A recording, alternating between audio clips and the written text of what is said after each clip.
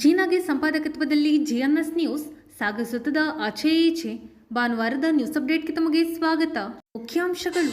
ಸೋಮವಾರ ಆಪರೇಷನ್ ಸಿಂಧೂರ ಯಶಸ್ಸಿನ ಹಿನ್ನೆಲೆಯಲ್ಲಿ ಬೃಹತ್ ವಿಜಯ ಸಿಂಧೂರ ತಿರಂಗ ಯಾತ್ರೆ 1 ಕಿಲೋಮೀಟರ್ ಉದ್ದದ ರಾಷ್ಟ್ರಧ್ವಜ ಸಹಿತ ನಗರದ ಪ್ರಮುಖ ಬೀದಿಗಳಲ್ಲಿ ಮೆರವಣಿಗೆ. ಮಹಾಗಣಪತಿ ದೇವಸ್ಥಾನದಿಂದ 4 ಗಂಟೆಗೆ ಮೆರವಣಿಗೆ ಪ್ರಾರಂಭ. ಸಾಗರ್ ಹೋಟೆಲ್ ವೃತ್ತದಲ್ಲಿ ಬಹಿರಂಗ ಸಭೆ. ಪಕ್ಷಾತೀತ ಜಾತ್ಯತೀತ ಸರ್ವಸ್ಪರ್ಶಿ ಕಾರ್ಯಕ್ರಮದಲ್ಲಿ ಪಾಲ್ಗೊಳ್ಳಲು ಮಾಜಿ ಸಚಿವ ಹರತಾಳು ಹಾಲಪ್ಪ ಮನವಿ. ಆನಂದಪುರಂನಲ್ಲಿ ವಿಜಯ ಸಿಂಧೂರ ತಿರಂಗ ಯಾತ್ರೆ ಪೂರ್ವಭಾವಿ ಸಭೆ. ಸಾಗರದಲ್ಲಿ ನಡೆಯುವ ತಿರಂಗ ಯಾತ್ರೆಯಲ್ಲಿ ಪಾಲ್ಗೊಳ್ಳಲು ಟಿಡಿ ಮೇಘರಾಜ್ ರತ್ನಾಕರ್ ಮನವಿ. ಈಗ ಸುದ್ದಿಯ ವಿವರ. ಮೇ 19 ಸೋಮವಾರ ಸಂಜೆ 4ಕ್ಕೆ ನಾಗರಿಕ ವೇದಿಕೆ ವತಿಯಿಂದ ಬೃಹತ್ ವಿಜಯ ಸಿಂಧೂರ ತಿರಂಗ ಯಾತ್ರೆಯನ್ನು ಹಮ್ಮಿಕೊಳ್ಳಲಾಗಿದೆ ಎಂದು ಮಾಜಿ ಸಚಿವ ಹರತಾಳು ಹಾಲಪ್ಪ ತಿಳಿಸಿದರು. ಭಾನುವಾರ ಸುದ್ದಿಗೋಷ್ಠಿಯಲ್ಲಿ ಅವರು ಮಾತನಾಡುತ್ತಿದ್ದರು. ಗೋಷ್ಠಿಯಲ್ಲಿ ನಗರಸಭಾಧ್ಯಕ್ಷೆ ಮೈತ್ರಿ ಪಾಟೀಲ್, ಪ್ರಮುಖರಾದ ಟಿಡಿ ಮೇಘರಾಜ್, ದೇವೇಂದ್ರಪ್ಪ, ಸಂತೋಷ್ ಶಿವಾಜಿ ಇನ್ನಿತರರು ಹಾಜರಿದ್ದರು. ತಮಗೆಲ್ಲರಿಗೂ ಗೊತ್ತಿದೆ, ದೇಶವಾಸಿಗಳಿಗೆ ಗೊತ್ತಿದೆ, ಪ್ರಪಂಚಕ್ಕೂ ಗೊತ್ತಿದೆ, ಯುದ್ಧ ನಡೀತು. ಯುದ್ಧ ಅಲ್ಲ, ಕಾರ್ಯಾಚರಣೆ ಅಂತೂ ಅನ್ಕೋಬೋದು, ನಡೀತು. ಅದರಲ್ಲಿ ನಮ್ಮ ಭಾರತೀಯ ಸೈನ್ಯ 3 ಪಡೆಗಳು ಒಟ್ಟಾಗಿ ಕೆಲಸ ಮಾಡಿ ಒಂದು ರೀತಿಯ ಸಕ್ಸಸ್ ನಾವು ಆಗಿದ್ದೇವೆ. ಇಷ್ಟಕ್ಕೆ ಮುಗಿದಿಲ್ಲ. ದೇಶದ ಪ್ರಧಾನಿಗಳು ಹೇಳಿದ್ದಾರೆ, ಮೋದಿಯವರು, ಇದಿಷ್ಟಕ್ಕೆ ಮುಗಿದಿಲ್ಲ, ಇನ್ನು ಇದೆ ಮಾರಿ ಹಬ್ಬ ಮುಂದೆ ಅಂತ ಅಗತ್ಯ ಬಿದ್ದಾರೆ. ಇಂಥ ಸಂದರ್ಭದಲ್ಲಿ ದೇಶಾದ್ಯಂತ ಒಂದು ವಿಜಯ ತಿರಂಗ ಯಾತ್ರೆ ಮಾಡಿ ಅಂಥೇಳಿ ದೇಶವಾಸಿಗಳಿಗೆ ಕರೆ ಕೊಟ್ಟಿದ್ದಾರೆ. ಅದು ಎಲ್ಲ ಊರಿನಲ್ಲೂ ಮಾಡ್ತಾ ಇದ್ದಾರೆ. ಹಾಗೆ ಈ ಊರಿನಲ್ಲಿ ಸಾಗರ, ಸೊರಬ, ಹೊಸನಗರ 3 ತಾಲೂಕಿನರು ಸೇರಿ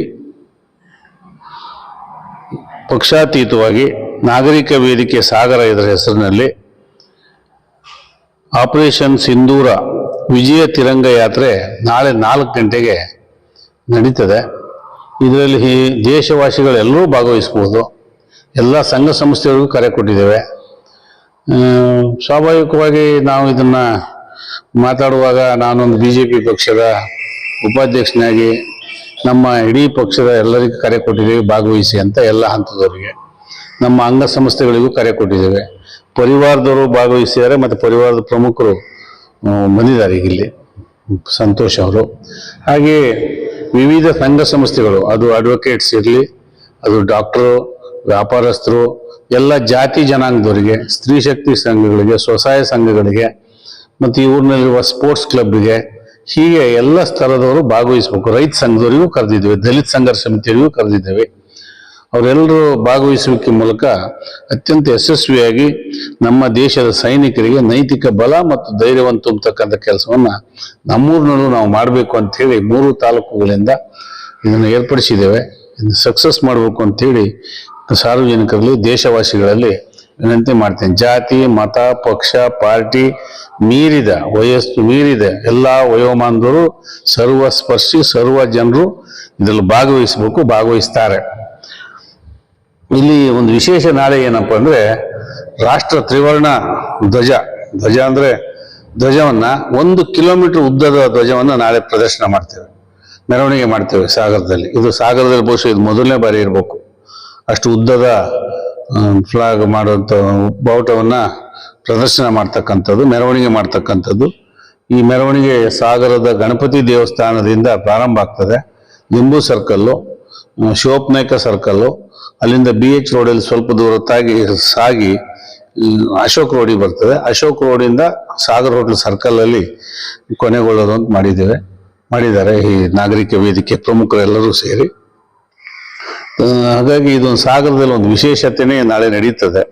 ಇದ್ರ ಮಧ್ಯೆ ಮಳೆ ಇದೆ, ಮಳೆ ಬರಲಿ ಹೊಳೆ ಕಟ್ಟಲಿ ಮಾಡಬೇಕು ಅಂತ ಒಂದು ತೀರ್ಮಾನ ಮತ್ತೆ ಇವತ್ತು ಬೆಳಿಗ್ಗೆನೂ ಕೂಡ ಸೇರಿದ್ರು, ನಾನು ಕರೆದಿದ್ರು.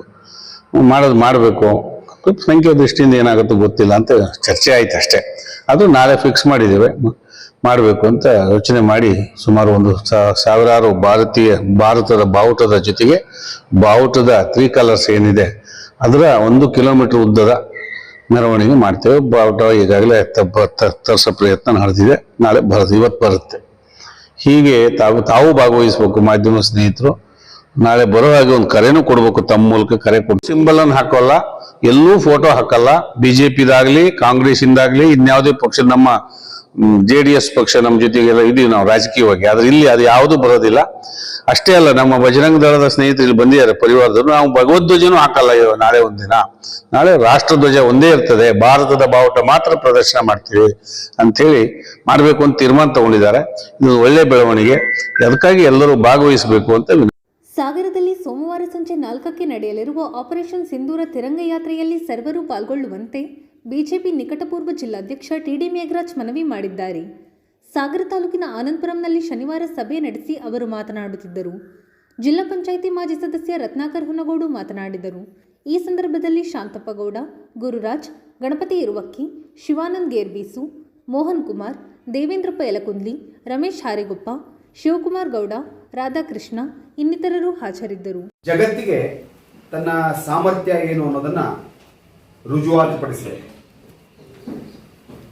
ಇದರ ಪೂರ್ವದಲ್ಲಿ ಭಾರತ ಒಂದು ರೀತಿಯ ಅಲಿಪ್ತ ನೀತಿ, ತನ್ನಲ್ಲಿರ್ತಕ್ಕಂಥ ಅಸ್ತ್ರಗಳನ್ನು ಉಪಯೋಗಿಸಬೇಕು ಅಂತಂದ್ರೆ ರಷ್ಯಾ, ಅಮೆರಿಕ, ವಿಶ್ವಸಂಸ್ಥೆಯ ಕಡೆಗೆ ನೋಡ್ತಕ್ಕಂಥ ಒಂದು ದಾರುಣ ಸ್ಥಿತಿ ಭಾರತದ್ದಾಗಿತ್ತು. ಟೀಕೆಗೆ ಇನ್ಯಾವುದೇ ವಿಚಾರಕ್ಕೆ ನಾನು ಉಲ್ಲೇಖ ಮಾಡಕ್ಕೆ ಹೋಗಲ್ಲ. 71ರ ಯುದ್ಧದ ಸಂದರ್ಭದಲ್ಲಿ ಸೈನಿಕರ ಬೆವರಿನ ಫಲವಾಗಿ ನಾವು ಅದ್ಭುತವಾದಂಥ ವಿಜಯವನ್ನು ಸಾಧಿಸಿ 90,000 ಸೈನಿಕರು ನಮ್ಮ ವಶದಲ್ಲಿದ್ದರೂ ಕೂಡ ಅವತ್ತಿನ ವಿಶ್ವದ ವಾತಾವರಣದಲ್ಲಿ ಜಗತ್ತಿನ ದೊಡ್ಡಣ್ಣನ ಸೂಚನೆಗೆ ತಲೆಬಾಗಿ ಆ ಸೈನಿಕರನ್ನ ಬಿಡಬೇಕಾದಂಥ ಸ್ಥಿತಿ ನಮ್ದಾಗಿತ್ತು. ಅನೇಕ ಸಂದರ್ಭಗಳಲ್ಲಿ ಪಾಕ್ ಆಕ್ರಮಿತ ಕಾಶ್ಮೀರ ನಮಗೊಂದು ನಗೆಪಾಟಲಿನ ಹೆಸರು. ಅದು ಪಾಕ್ ಆಕ್ರಮಿತ ಕಾಶ್ಮೀರ.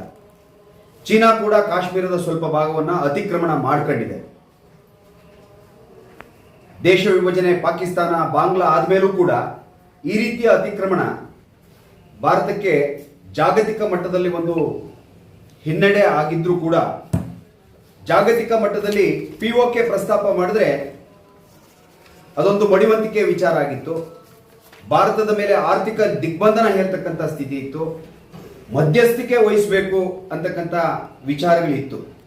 ಆದರೆ ಇವತ್ತು ಚರ್ಚೆಯ ವಸ್ತು ಪಾಕ್ ಆಕ್ರಮಿತ ಕಾಶ್ಮೀರ. ಪಾಕಿಸ್ತಾನದ ಜೊತೆಗೆ ಸಿಂಧೂ ನದಿ ನೀರು ಬಿಡಬೇಕು ಅಂತಂದ್ರೆ ರಕ್ತ ನೀರು ಒಟ್ಟಿಗೆ ಹರಿಯಕ್ಕೆ ಸಾಧ್ಯ ಇಲ್ಲ.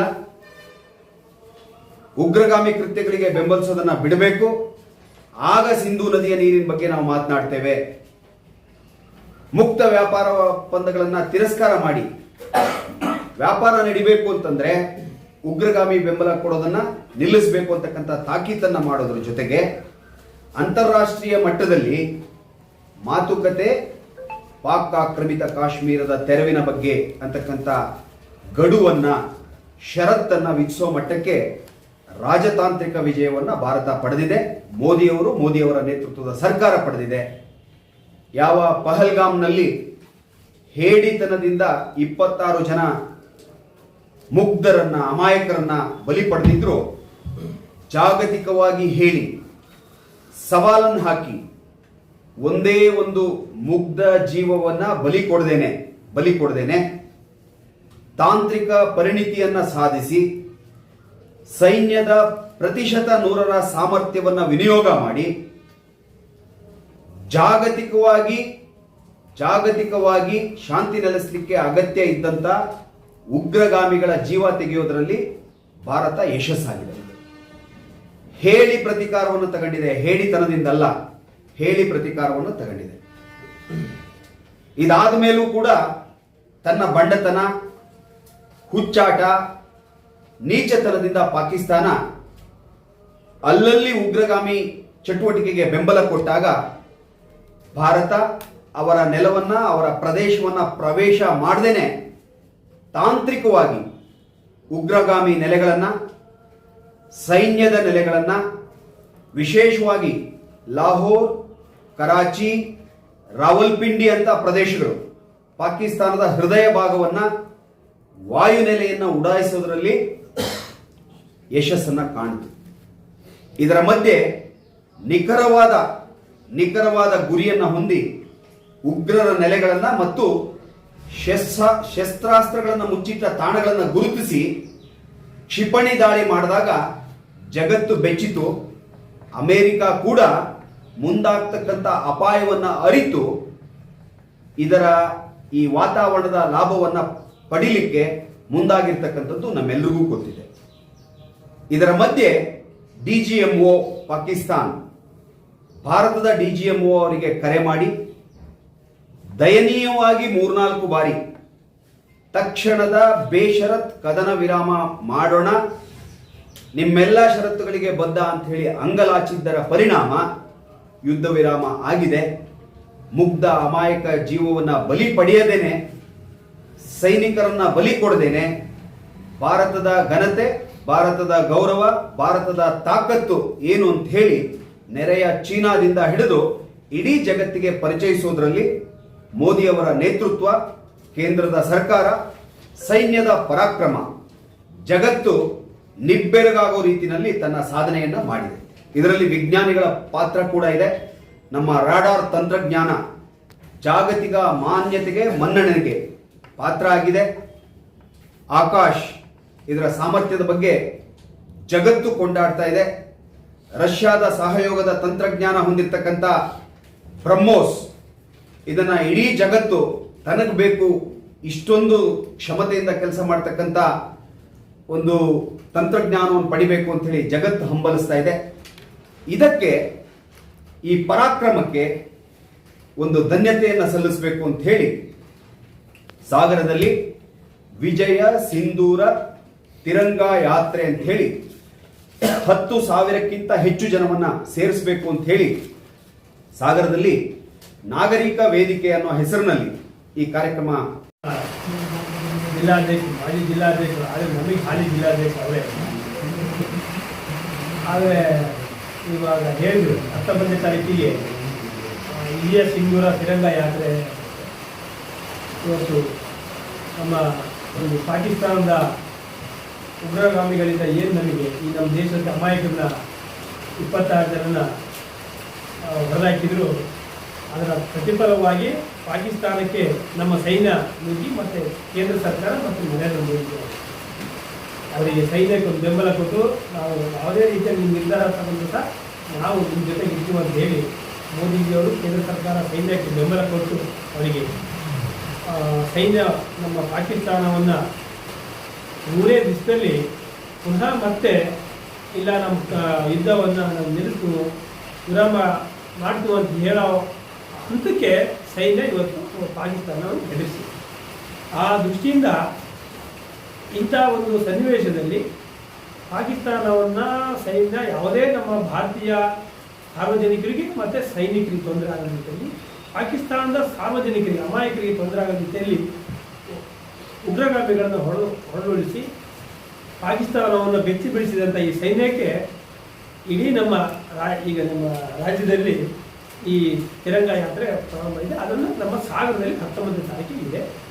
ಆ ತಿರಂಗ ಯಾತ್ರೆಗೆ ನಮ್ಮ ಈ ಸಾಗರ ತಾಲೂಕಿನ ವಿಧಾನಸಭಾ ಕ್ಷೇತ್ರದ ಎಲ್ಲ ಸಾರ್ವಜನಿಕರು ಸ್ವಯಂ ಪ್ರೇರಿತವಾಗಿ ಬಂದು ಬೆಂಬಲಿಸಿ ಸೈನ್ಯಕ್ಕೆ ಒಂದು ಬೆಂಬಲ ಸೂಚಿಸ್ಬೇಕು ಅಂತೇಳಿ ನಾವು ಈ ಮೂಲಕ ಕೇಳ್ಕೊಳ್ತೀವಿ. ಅದಕ್ಕೆ ನಮ್ಮ ಜಿಲ್ಲಾಧ್ಯಕ್ಷರು ಹೇಳಿದರು, ಮತ್ತು ನಮ್ಮ ಮಾಜಿ ಸಚಿವರಾದಂಥ ಹಾಲಪ್ಪನವರ ನಾಯಕತ್ವದಲ್ಲಿ, ಇವರ ಮಾರ್ಗದರ್ಶನದಲ್ಲಿ ಅನೇಕ ನಮ್ಮ ಪಕ್ಷದ ಮುಖಂಡರುಗಳು ಮತ್ತು ಎಲ್ಲ ಇದರಲ್ಲಿ ಪಕ್ಷಾತೀತವಾಗಿ ನಮ್ಮ ಜಿಲ್ಲಾಧ್ಯಕ್ಷರು ಮಾತಾಡೋಕೆ ಹೇಳಿದ್ರು, ಪಕ್ಷಾತೀತವಾಗಿ ಇದಕ್ಕೆ ಎಲ್ಲರೂ ಬೆಂಬಲ ಬೇಕು. ಇದು ತಿರಂಗ ಯಾತ್ರೆಯೂ ಪಕ್ಷಾತೀತವಾಗಿ ಇರುತ್ತೆ. ಹಾಗಾಗಿ ಸಾರ್ವಜನಿಕರು ವಿಷಯ ಒಂದು ವೇಳೆ ಗೊತ್ತಾಗದೆ ಹೋದರೂ ಮಾಧ್ಯಮದಲ್ಲಿ ನೋಡಿ ಈ ಈ ಈ ತಿರಂಗ ಯಾತ್ರೆಯನ್ನು ಅತಿ ಹೆಚ್ಚಿನ ಸಂಖ್ಯೆಯಲ್ಲಿ ಜನ ಸೇರಿ ಈ ಸೈನ್ಯಕ್ಕೆ ಒಂದು ಬೆಂಬಲ ಕೊಟ್ಟು ಯಶಸ್ವಿಗೊಳಿಸಬೇಕು ಅಂತ ಈ ಮೂಲಕ ಹೇಳ್ತಾರೆ. ಇದು ಭಾನುವಾರದ ಸಮಗ್ರ ಸುದ್ದಿ. ನಿರಂತರ ಸುದ್ದಿಗಾಗಿ ನೋಡ್ತಾ ಇರಿ GNS ನ್ಯೂಸ್. ನಮಸ್ಕಾರ.